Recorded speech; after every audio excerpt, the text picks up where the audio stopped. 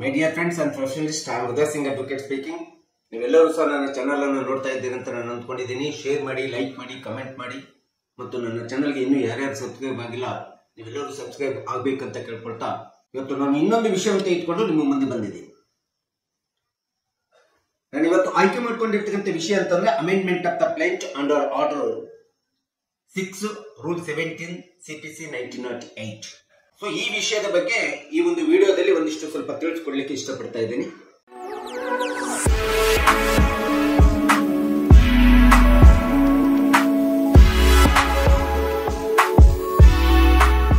ನಾವು ಸಹಜವಾಗಿ ನ್ಯಾಯಾಲಯದಲ್ಲಿ ಯಾವುದೇ ಒಂದು OS ಸೂಟ್ ಅನ್ನು ಹಾಕಿದಂತ ಸಂದರ್ಭದಲ್ಲಿ ವಾದಿಯು ನ್ಯಾಯಾಲಯದಲ್ಲಿ ತನ್ನದೇ ಆದಂತ ಪ್ಲೇಂಟ್ ಅನ್ನ ಮತ್ತು ಪ್ಲೇಡಿಂಗ್ಸ್ ಅನ್ನ ತಯಾರು ಮಾಡಿ ಹಾಕಿರ್ತಾರೆ. ಸೊ ಈ ರೀತಿ ತಾವು ತಯಾರು ಮಾಡಿದಂತ ಪ್ಲೇಂಟ್ ಮತ್ತು ಪ್ಲೇಡಿಂಗ್ಸ್ ಏನಾದರೂ ಬದಲಾವಣೆ ಮಾಡ್ಕೋಬೇಕು, ಅಮೆಂಡ್ಮೆಂಟ್ ಮಾಡ್ಕೋಬೇಕು, ತಿದ್ದುಪಡಿ ಮಾಡ್ಕೋಬೇಕಂತಂದ್ರೆ ಅಥವಾ ಆಲ್ಟರ್ ಮಾಡ್ಕೋಬೇಕಂತಂದ್ರೆ ಅಥವಾ ಚೇಂಜಸ್ ಮಾಡ್ಕೋಬೇಕಂತಂದ್ರೆ ಅದು ಯಾವುದೇ ಸಂದರ್ಭದಲ್ಲಿ ಯಾವುದೇ ಹಂತದಲ್ಲಿದ್ದು ಸಹ ಮಾಡ್ಕೊಳ್ಳಿಕ್ಕೆ ಅವಕಾಶ ಇದೆ. ಹಾಗಾದ್ರೆ ಪ್ಲೇಂಟ್ ಅಥವಾ ಪ್ಲೇಡಿಂಗ್ಸ್ ಅನ್ನು ಯಾಕೆ ತಿದ್ದುಪಡಿ ಮಾಡ್ಕೋಬೇಕು, ಅಮೆಂಡ್ಮೆಂಟ್ ಮಾಡ್ಕೊಳ್ಳಿಕ್ಕೆ ಅರ್ಜಿಯನ್ನು ಸಲ್ಲಿಸ್ತಾರೆ ಅಂತ ಪ್ರಶ್ನೆ ಬಂದಂತ ಸಂದರ್ಭದಲ್ಲಿ ಪಕ್ಷಕಾರರಲ್ಲಿ ಏನಾದ್ರೂ ಗೊಂದಲ ಉಂಟಾದಂತ ಸಂದರ್ಭದೊಳಗಡೆ ಅಥವಾ ಕಾಂಟ್ರರಿ ಇತ್ತು ಅಂತಂದ್ರೆ ಅಂತ ಒಂದು ಕಾಂಟ್ರರಿಯನ್ನ ಕಾಂಟ್ರರಿಯನ್ನ ಹೋಗಲಾಡಿಸ್ಬಿಟ್ಟು ಒಂದು ನ್ಯಾಯ ನಿರ್ಧಾರವನ್ನ ಕೊಡ್ಲಿಕ್ಕೋಸ್ಕರ ಪ್ಲೇಂಟ್ ಅನ್ನ ಅಮೆಂಡ್ಮೆಂಟ್ ಮಾಡ್ಕೊಳ್ಳಾಗ್ತದೆ ಅಥವಾ ತಿದ್ದುಪಡಿ ಮಾಡ್ಕೊಳ್ಳಿಕ್ಕೆ ಅವಕಾಶವಿದೆ. OS ಸೂಟ್ಗಳಲ್ಲಿ, ಸಿವಿಲ್ ಸೂಟ್ಗಳಲ್ಲಿ ಅಮೆಂಡ್ಮೆಂಟ್ ಆಫ್ ದ ಪ್ಲೇಡಿಂಗ್ಸ್ ಅಥವಾ ಪ್ಲೇಂಟ್ ಎಂಬತಕ್ಕಂಥದ್ದು ತುಂಬಾ ಅವಶ್ಯಕವಾಗಿದೆ. ಯಾವ ಸಂದರ್ಭದಲ್ಲಿ ಹೇಗೆ ನಾವು ಅಮೆಂಡ್ಮೆಂಟ್ ಮಾಡಿಕೊಳ್ಳುವಂತ ಪರಿಸ್ಥಿತಿ ನಿರ್ಮಾಣ ಆಗ್ತದೆ ಎಂಬತಕ್ಕಂಥದ್ದು ನಮಗೆ ಸಹಜವಾಗಿ ಗೊತ್ತಾಗೋದಿಲ್ಲ. ಅಂತ ಸಂದರ್ಭ ಬಂದ ತಕ್ಷಣ ನಾವು ನಮ್ಮ ಪ್ಲೇಂಟ್ ಅನ್ನ ತಿದ್ದುಪಡಿ ಮಾಡ್ಕೋಬೇಕಾಗುತ್ತೆ. ಅಮೆಂಡ್ಮೆಂಟ್ ಪ್ಲೇಂಟ್ ಎಂಬತಕ್ಕಂಥದ್ದು ಬರೀ ವಾದಿಗಷ್ಟೇ ಸೀಮಿತವಾಗಿರೋದಿಲ್ಲ.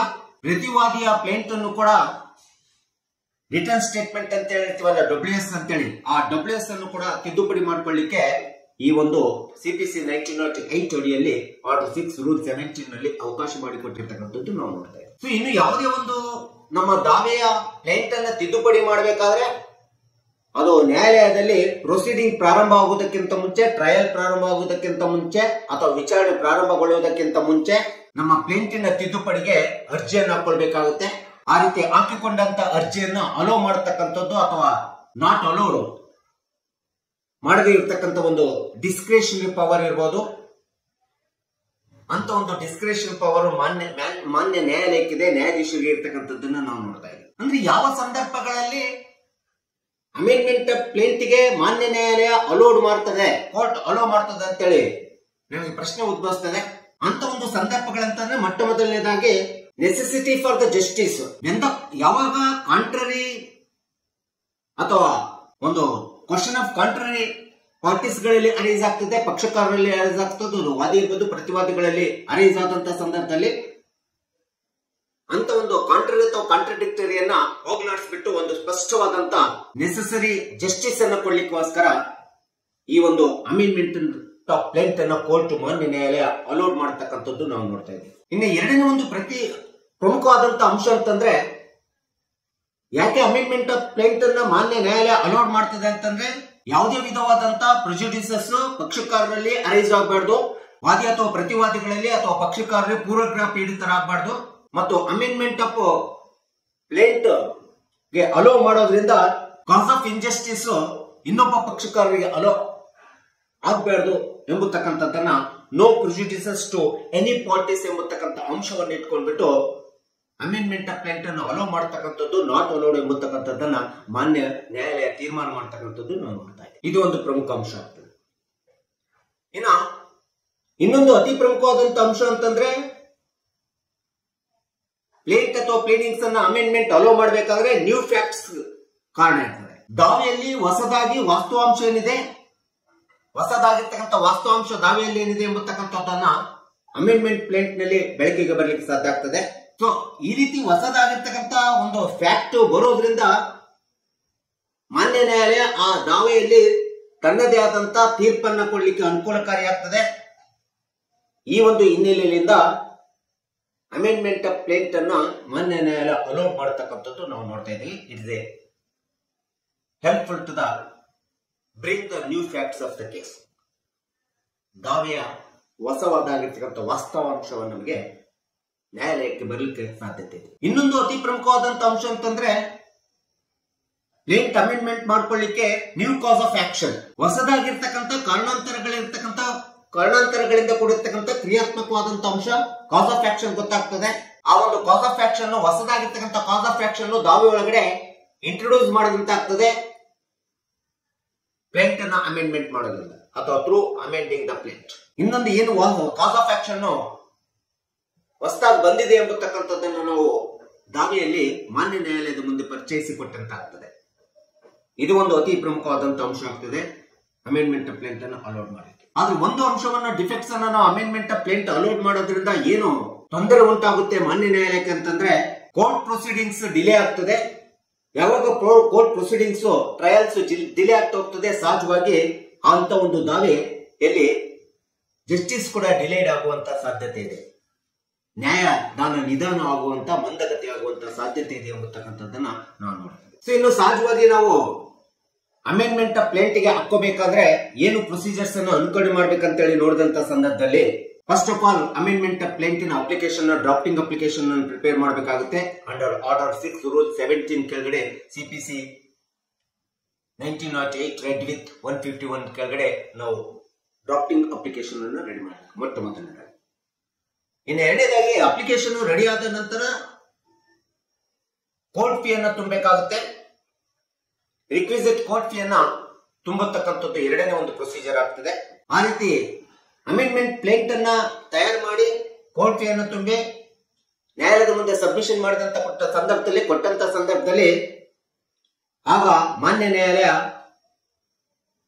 ಡಿಸೈಡ್ ಮಾಡ್ತದೆ ಈ ಒಂದು ಅಮೆಂಡ್ಮೆಂಟ್ ಆಫ್ ಪ್ಲೇಂಟ್ ಅಪ್ಲಿಕೇಶನ್ ಅನ್ನ ಅಲೋ ಮಾಡಬೇಕೆ ಅಥವಾ ಬೇಡವೇ ಎಂಬತಕ್ಕಂಥ ಇಂಥ ಒಂದು ಅಮೆಂಡೆಡ್ ಪ್ಲೇಂಟ್ ಅಥವಾ ಪ್ಲೀಡಿಂಗ್ಸ್ ಅನ್ನು ಅಲೋ ಮಾಡತಕ್ಕಂಥದ್ದು ಬಿಡತಕ್ಕಂಥದ್ದು ಮಾನ್ಯ ನ್ಯಾಯಾಲಯಕ್ಕೆ ಬಿಟ್ಟಿರ್ತಕ್ಕಂಥ ಒಂದು ಡಿಸ್ಕ್ರಿಷನ್ ವಿಶೇಷವಾದಂತ ಅಧಿಕಾರ ಅಂತೇಳಿ ವಿವೇಚನಾ ಅಧಿಕಾರ ಅಂತ ಹೇಳಬೇಕಾಗುತ್ತೆ.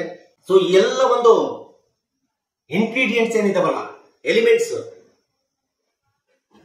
ಇವೆಲ್ಲವೂ ಕೂಡ ಅಮೆಂಡ್ಮೆಂಟ್ ಪ್ಲೇಂಟ್ ಅನ್ನ ಮಾನ್ಯ ನ್ಯಾಯಾಲಯ ಅಲೋಡ್ ಮಾಡಿದ್ರೆ ಮತ್ತು ಅಲೋಡ್ ಮಾಡದೇ ಇರತಕ್ಕಂಥದ್ರ ಬಗ್ಗೆ ಇರತಕ್ಕಂಥ ಎಲ್ಲ ಅಂಶಗಳು ಮಾನ್ಯ ನ್ಯಾಯಾಲಯದ ಮುಂದೆ ಬರ್ತಕ್ಕಂಥದ್ದನ್ನ ನಾವು ನೋಡ್ತೀವಿ. ಇನ್ನು ಪ್ಲೇಂಟ್ ಅಮೆಂಡ್ಮೆಂಟ್ ಮಾಡೋದ್ರಿಂದ ಏನು ಇಂಪ್ಯಾಕ್ಟ್ ಆಗ್ತದೆ, ಏನು ಪ್ರಭಾವ ಬೀರ್ತದೆ ಅಂತೇಳಿ ನಾವು ನೋಡ್ತಾ ಹೋದ್ರೆ, ಅಮೆಂಡ್ಮೆಂಟ್ ಮಾಡೋದ್ರಿಂದ ದಾವೆಯಲ್ಲಿ ಕರೆಂಟ್ ಪ್ಲೀಡಿಂಗ್ಸ್ ಏನಿದಾವೆ, ಫ್ಯಾಕ್ಟ್ಸ್ ಆಫ್ ದ ಪ್ಲೀಡಿಂಗ್ಸ್ ಏನಿದೆ ಮತ್ತು ಸರ್ಕಮ್ಸ್ಟೆನ್ಸಸ್ ಇಶ್ಯೂಸ್ ಏನಿದೆ ಎಂಬತಕ್ಕಂಥದ್ದು ಸಹಜವಾಗಿ ಗೊತ್ತಾಗ್ತದೆ. ಮತ್ತು issues on law, issues on facts ಏನಿದೆ ಎಂಬತಕ್ಕಂಥದ್ದನ್ನ ಅಮೆಂಡ್ಮೆಂಟ್ ಆಫ್ ಪ್ಲೀಡಿಂಗ್ ನಿಂದ ಗೊತ್ತಾಗ್ತದೆ. ಇದು ಒಂದು ಅತಿ ಪ್ರಮುಖವಾದಂತಹ ಪ್ರಭಾವನ ನಾವು ನೋಡ್ತೇವೆ. ಮತ್ತು ನ್ಯಾಯಾಲಯ ಅಮೆಂಡ್ಮೆಂಟ್ ಆಫ್ ಪ್ಲೇಂಟ್ ಅಲೋ ಮಾಡಿದಾಗ ನ್ಯಾಯಾಲಯಕ್ಕೆ ತುಂಬಾ ಸಹಕಾರಿಯಾಗ್ತದೆ. ಫೇರ್ ಅಂಡ್ ಟ್ರಾನ್ಸ್ಪರೆನ್ಸಿ ಆಗಿರ್ತಕ್ಕಂಥ ಪ್ರೊಸೀಡಿಂಗ್ಸ್ ಅನ್ನ, ಟ್ರಯಲ್ಸ್ ಅನ್ನ ಕಂಡಕ್ಟ್ ಮಾಡಬಹುದು. ಫೇರ್ ಟ್ರಯಲ್ ಅನ್ನ ಕಂಡಕ್ಟ್ ಮಾಡಿ ಒಂದು ನ್ಯೂ ಇಶ್ಯೂಸ್ ಮತ್ತು ಫ್ಯಾಕ್ಟ್ಸ್ ಗಳನ್ನ ಅವಲೋಕನ ಮಾಡಿ ತನ್ನದೇ ಆದಂತ ಒಂದು ನ್ಯಾಚುರಲ್ ಜಸ್ಟಿಸ್ ಅನ್ನ ಕೊಡ್ಲಿಕ್ಕೆ ಈ ಒಂದು ಅಮೆಂಡ್ಮೆಂಟ್ ಪ್ಲೇಂಟ್ ತುಂಬಾ ಇಂಪ್ಯಾಕ್ಟ್ ಆಗ್ತದೆ ಅಂತೇಳಿ ನೋಡಬೇಕಾಗುತ್ತೆ. ಸೊ ಅದಕ್ಕೆ ಅಮೆಂಡ್ಮೆಂಟ್ ಆಫ್ ಪ್ಲೇಂಟಿನ ಪ್ರಭಾವ ತುಂಬಾ ಅವಶ್ಯಕತೆ ಇರ್ತದೆ ಒಂದು ದಾವೆಯ ಅಂತಿಮವಾದಂತ ನೈಜ ತೀರ್ಪನ್ನ ಕೊಡ್ಲಿಕ್ಕೆ ಮಾನ್ಯ ನ್ಯಾಯಾಲಯಕ್ಕೆ ಅಥವಾ ನ್ಯಾಯಾಧೀಶರಿಗೆ. ಅಮೆಂಡ್ಮೆಂಟ್ ಆಫ್ ಪ್ಲೇಂಟ್ ಆಗೋದ್ರಿಂದ it is relation back of the doctrine ಅಂತ ಹೇಳ್ತೀವಿ. It relate back to the date of the suit ಅಂತೇಳಿ ನಾವು ಕನ್ಸಿಡರೇಷನ್ ಮಾಡಬೇಕಾಗುತ್ತೆ. ಕೆಲವೊಂದು ಸಂದರ್ಭದಲ್ಲಿ ಕೆಲವೊಂದು ಸ್ಟೇಜ್ಗೆ ಬಂದ ನಂತರ ನಾನು ಹೇಳಿದ ಪ್ರೊಸೀಡಿಂಗ್ಸ್ ಸ್ಟಾರ್ಟ್ ಆಗೋದಕ್ಕಿಂತ, ಟ್ರಯಲ್ ಸ್ಟಾರ್ಟ್ ಆಗೋದಕ್ಕಿಂತ ಮುಂಚೆ ಅಮೆಂಡ್ಮೆಂಟ್ ಆಫ್ ಪ್ಲೇಂಟ್ ಅನ್ನು ಹಾಕೊಂಡ್ರೆ ಒಳ್ಳೇದು ಅಂತ ಹೇಳಿ. ಕೆಲವೊಂದು ಸಂದರ್ಭದಲ್ಲಿ ಮಾನ್ಯ ನ್ಯಾಯಾಲಯ ಅಮೆಂಡ್ಮೆಂಟ್ ಆಫ್ ಪ್ಲೇಂಟ್ ಅನ್ನ ರಿಫ್ಯೂಸ್ ಮಾಡಬಹುದು, ರಿಜೆಕ್ಟ್ ಮಾಡಬಹುದು, ನಾಟ್ ಅಲೋಡ್ ಮಾಡಬಹುದು. ಯಾಕಂದ್ರೆ ಆ ಒಂದು amendment of plaint belated stage ಇತ್ತು ಅಂತಂದ್ರೆ, ಬಹಳ ಪೂರ್ಣ ಟ್ರಯಲ್ ಮುಗಿದು ಪೂರ್ಣ ಅಂತಿಮವಾದಂತ ಆರ್ಗ್ಯುಮೆಂಟ್ಸ್ ಅಥವಾ ಅಂತಿಮ ತೀರ್ಪನ್ನು ಕೊಡುವಂತ ಸ್ಟೇಜ್ ನಲ್ಲಿ ಬಂದಂತ ಸಂದರ್ಭದಲ್ಲಿ ಆ ಒಂದು amendment plaint violation of the 1963 limitation act, ಬಾಳ್ ಬೈ ದ ಲಿಮಿಟೇಷನ್ ಅಂತ ಹೇಳ್ಬಿಟ್ಟು ಮಾನ್ಯ ನ್ಯಾಯಾಲಯ ಅಮೆಂಡ್ಮೆಂಟ್ ಆಫ್ ಪ್ಲೇಂಟ್ ಅನ್ನು ರಿಜೆಕ್ಟ್ ಮಾಡ್ತಕ್ಕಂಥದ್ದು, ರಿಫ್ಯೂಸ್ ಮಾಡ್ತಕ್ಕಂಥದ್ದು ಸಹ ಇಲ್ಲಿ ಒಂದು ಅಂಶವನ್ನು ನಾವು ಕಲ್ಕೋಬೇಕಾಗುತ್ತೆ. ಸೊ ಎಲ್ಲ ಅಂಶಗಳನ್ನ ನಾವು ನೋಡ್ತಾ ಹೋದ್ರೆ ಅಮೆಂಡ್ಮೆಂಟ್ ಆಫ್ ಪ್ಲೇಂಟಿನಿಂದ ಒಂದು ಅತಿ ಮಹತ್ವಪೂರ್ಣವಾದಂತ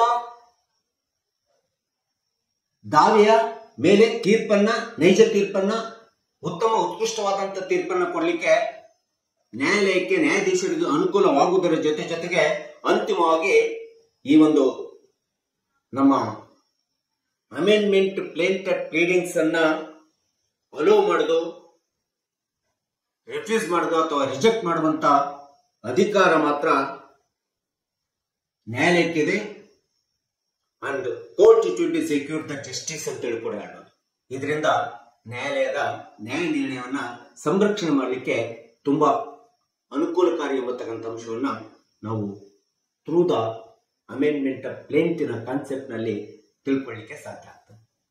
ಎಲ್ಲ ಒಂದು ಅಂಶಗಳನ್ನು ಇಟ್ಕೊಂಡು ಕಕ್ಷಿದಾರರಿಗೆ, ಪಕ್ಷಕಾರರಿಗೆ, ಸಾರ್ವಜನಿಕರಿಗೆ ಮತ್ತು ನಿಮ್ಮಗಳಿಗೆ ಗೊತ್ತಾಗಲಿ ಎಂಬತಕ್ಕಂಥ ಹಿನ್ನೆಲೆಯಿಂದ ಈ ಒಂದು ಅಮೆಂಡ್ಮೆಂಟ್ ಪ್ಲೇಂಟಿನ ಬಗ್ಗೆ ನಾನು ಒಂದಿಷ್ಟು ಸಂಕ್ಷಿಪ್ತ ವಿವರಣೆಯನ್ನು ನೀಡಿದ್ದೇನೆ.